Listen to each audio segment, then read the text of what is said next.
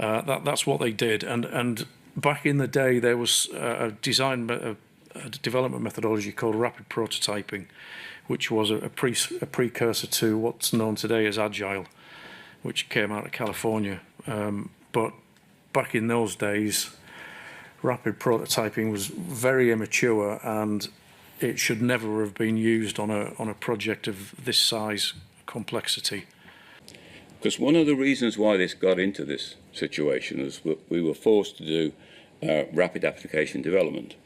And by doing that, you haven't got a functional specification. You've got what we call, you're talking to people and you're trying to get EPOS to sit POCL people to sit alongside you. And the problem was that we had people who were working in that environment that weren't very professional and weren't very good at their job. That's fait accompli. If you're not going to design something properly, it's not going to if you don't have a good design, it's not going to work properly. So if there was no design, and that design, first of all, there has to be a good design process. Second, that design process has to be aligned with a very well-known set of requirements from the sponsors. Only when those two things are done can you start thinking about the construction and development of the software. Otherwise, it's very difficult to make sure that the system does what your customers want it to do.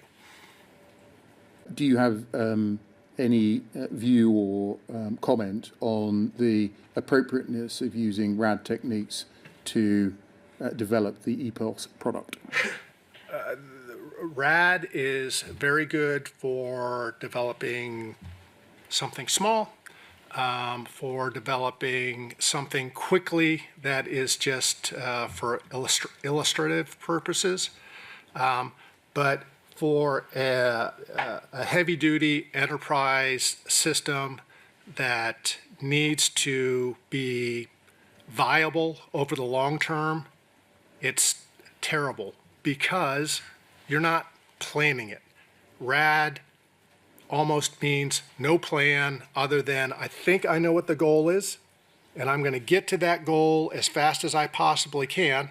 And there's good situations where that's needed, but not this. This is not the right situation for that. You need to do everything in a very methodical, almost militaristic way to make sure that everything works properly together, because I think I mentioned before, there are so many moving pieces.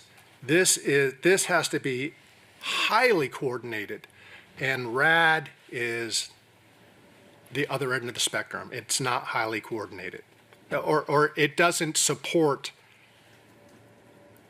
coordination amongst big teams, because that's not the purpose of RAD. RAD is get it done quick, get a little bit done quick. And if you have 80 teams doing their own little part independently,